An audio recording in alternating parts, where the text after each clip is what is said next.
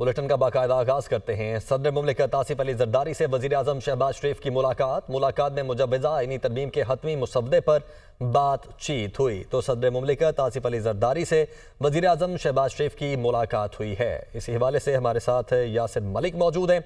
यासिर, बताइएगा मुलाकात में क्या कुछ डिस्कस हुआ?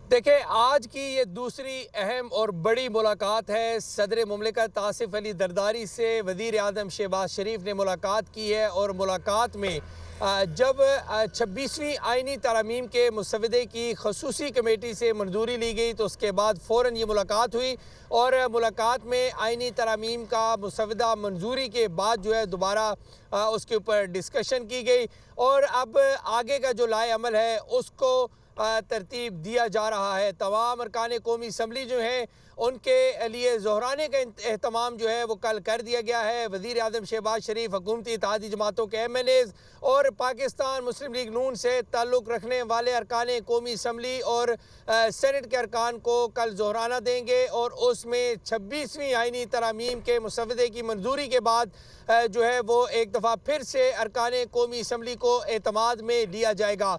आज 26वीं आइनी तरमीम के मुसवदे की मंजूरी जो है वो जो पार्लियामेंट की खसूसी कमेटी है उसने दे दी है और आइनी तरमीम को 26वीं तरमीमी एक्ट 2024 का नाम जो है वो दिया गया है। 11 सफ़ात पर मुश्तमिल नया आइनी तरमीम का मुसवदा है और आइनी मुसवदे में 9A का इजाफा किया गया है। आइन के आर्टिकल 38 और आइन के आर्टिकल 48 और आइन के आर्टिकल 81 में तरमीम जो है वो की गई हैं। इसमें तजवीज़ किया गया है मुजवजा जो तरमीम है इसमें कि काबीना की सदर या वज़ीर आज़म को भेजी गई सिफारिशात से मुतल्लिक कोई भी अदालत जो है वो उससे पूछताछ नहीं कर सकेगी। आर्टिकल 175A में तरमीम करके जुडिशल कमीशन के अरकान की तादाद बढ़ाने की तरमीम जो है उसको शामिल किया गया है। जुडिशल कमीशन में चीफ जस्टिस के साथ सुप्रीम कोर्ट के 4 सीनियर तरीन जजेस जो हैं उनको शामिल करने की तजवीज़ जो है वो रखी गई है। वज़ीर कानून, अटॉर्नी जनरल और पाकिस्तान बार कौंसिल के नामजद वकील जो हैं वो जुडिशल कमीशन के रुकन होंगे। तरमीम में यह भी बताया गया है कि जुडिशल कमीशन में कौमी असम्बली और सेनेट के दो अरकान जो हैं उनको शामिल किया जाएगा और इसके साथ कौमी असम्बली और सेनेट के एक रुकन का ताल्लुक जो है वो हुकूमत और अपोजिशन से होगा।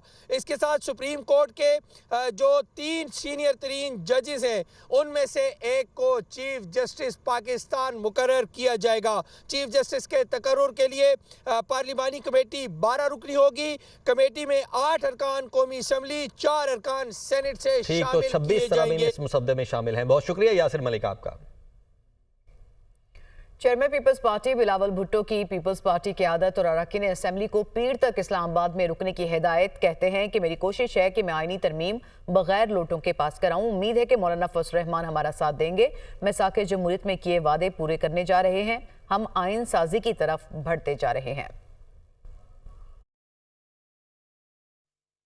आप इस्लामाबाद में अपना वीकेंड गुजारें। मेरा कोशिश ये होगा कि हम जल्द से जल्द इस आइन साजी के अमल को सियासी पार्टीज की कंसेंसस के साथ पार्लियामान से 26th अमेंडमेंट पास किया जाए और जो आपने वादे किए थे चार्टर ऑफ डेमोक्रेसी में जो हम आज तक पूरा नहीं कर सके, इंशाल्लाह ताला हम वो वादे पूरे करने जा रहे हैं।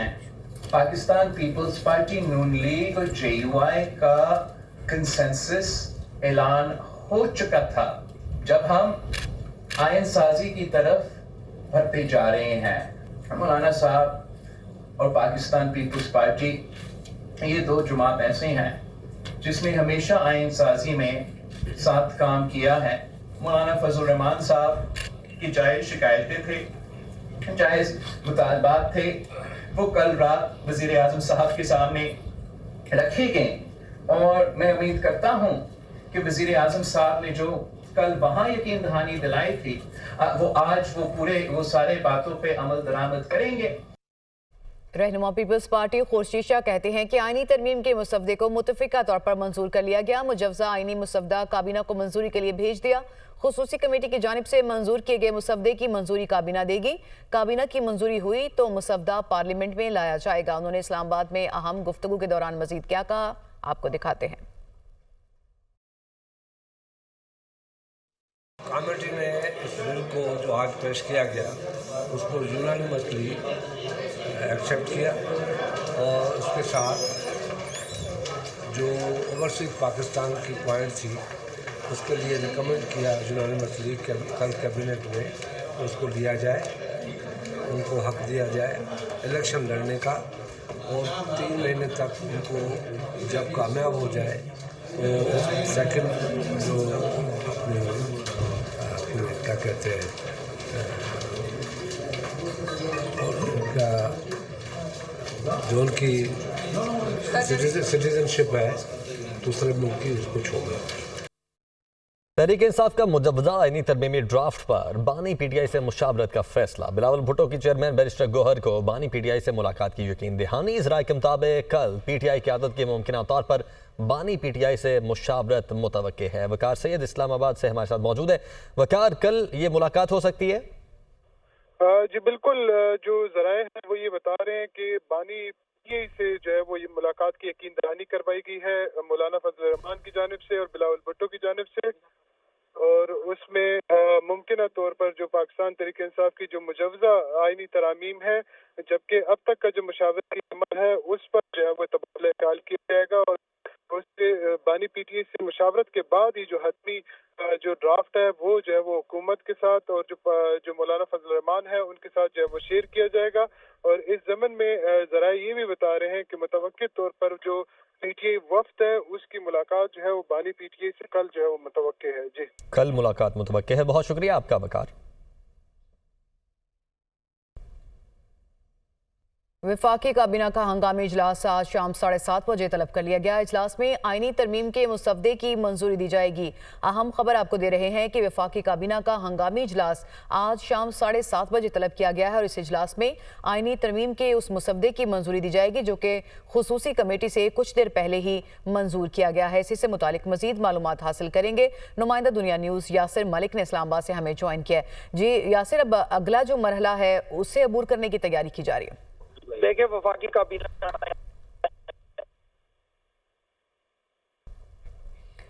आपको बताएं कि वफाकी काबीना का हंगामी इजलास आज शाम 7:30 बजे तलब कर लिया गया है और इसमें आईनी तरमीम के मुसवदे की मंजूरी दी जाएगी और अब से कुछ देर पहले ही खुसूसी कमेटी ने इस आईनी तरमीम के मुसवदे को मंजूर किया था और उसके बाद जो काबीना में मंजूरी के लिए भेजने से मुतालिक बताया था। आगे बढ़ते हैं। सोशल मीडिया पर निजी कॉलेज की तालिबा से ज्यादती के हवाले से मिस इन्फॉर्मेशन फैलाने का ये मामला है। एसएसपी इन्वेस्टिगेशन की सरबराही में महकमे दाखिला की तरफ से बनाई गई जेआईटी का पहला इजलास में पुलिस अफसरान समेत हसास इदारों के नुमाइंदों की शिरकत। सोशल मीडिया पर झूठी खबरें शेयर करने वालों का रिकॉर्ड इकट्ठा करने का फैसला किया गया है। मुदस्सिर हुसैन लाहौर से हमारे साथ मौजूद हैं। मुदस्सिर, बताइएगा आज के इस इजलास में, पहला इजलास था, क्या कुछ डिस्कस हुआ? जी बिल्कुल, सोशल मीडिया पर निजी कॉलेज के तलबा से ज्यादती के हवाले से, झूठी खबरें फैलाने के मामले के हवाले से महकमा दाखिला की तरफ से बनाई गई जेआईटी का आज पहला इजलास हुआ। इजलास जेआईटी के सरबरा एसएसपी इन्वेस्टिगेशन की सरबराही में हुआ। इजलास में पुलिस अफसरान समेत हसासदारों के नुमाइंदे ने शिरकत की। इजलास में जो है वो सोशल मीडिया पर झूठी खबरें शेयर करने वालों का रिकॉर्ड इकट्ठा करने का फैसला हुआ। इजराई के मुताबिक सोशल मीडिया पर झूठी वीडियो और पोस्टें फैलाने वालों के अकाउंट का डेटा भी हासिल जो है वो किया जाएगा और आइंदा इजलास में डेटा की रोशनी में वीडियो और पोस्टें शेयर करने वालों की को है वो जेआईटी में बुलाया जाएगा। और महकमा दाखिला पंजाब ने मामले की तहकीकात के लिए गुप्ता सब जो है वो जेआईटी तश्कील दी थी। Joint investigation team SSP investigation Mohammad Naveed की सरबराही में जो है वो तश्कील दी गई थी। 6 रुकनी टीम में 3 जो है वो पुलिस अफसर शामिल हैं और 3 हसासदारों के जो है वो नुमाइंदे शामिल हैं। मुस्तक़िल तहकीकाती कमेटी जो है वो थाना डिफेंस ए में दर्ज मुकदमात की जो है वो तफ्तीश कर रही है और इस हवाले से अब सोशल मीडिया पर जो प्रोपेगेंडा करने वाले और झूठी खबरें शेयर करने वाले मज़ीद तफ्तीश अब की जाएगी। बहुत शुक्रिया मुदस्सिर आपका। चीफ जस्टिस लाहौर हाईकोर्ट ने फेक न्यूज़ फैलाकर हंगामे करने के खिलाफ फुल बेंच तश्कील दे दिया है। Chief justice Aliya Neelam full bench की सरबराही करेंगी। जस्टिस फारूक हैदर और justice Ali Zia Bajwa full bench का हिस्सा होंगे। चीफ जस्टिस की सरबराही में 3 रुकनी फुल बेंच 22 अक्टूबर को समाअत करेगा। अदालत की DGFIA की सरबराही में कमेटी बनाने की हिदायत। IG Punjab doctor Usman Anwar Lahore high court पेश। चीफ जस्टिस आलिया नीलम ने कहा, आप लोग जागते तब हैं जब चीज़ें जलना शुरू हो जाती हैं। वीडियो को वायरल होने से रोका क्यों नहीं, आप सोए क्यों रहे। IG पंजाब ने जवाब दिया, हमारे पास इसको रोकने के लिए कोई अथॉरिटी नहीं। अकाउंट्स बंद करने का तरीका सिर्फ PTA के पास है। 700 से ज्यादा अकाउंट्स से वीडियोस वायरल हुई। हम एक अकाउंट से रोकेंगे तो दूसरे से रीपोस्ट हो जाती हैं।